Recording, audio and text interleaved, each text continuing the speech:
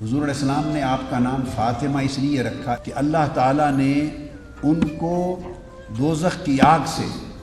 اور ایک روایت میں ہے ان سے سچی محبت کرنے والوں اور ان کی سچی پیروی کرنے والوں کو دوزخ کی آگ سے اللہ تعالیٰ نے ان کو روک لیا ہے، محفوظ کر لیا۔ آپ کا لقب بطول ہے،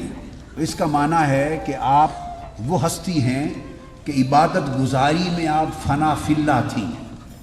اور توجہ الی اللہ میں کامل تھیں، اور تفرغ الی اللہ اور تبتل الی اللہ میں اس مقام پر تھیں کہ وہ دنیا کی ہر رغبت اور ہر چاہت اور ہر خواہش سے مکمل طور پہ کٹ کر قلباً و روحاً اللہ کی ہو گئی تھی۔ تو ان کا کاملاً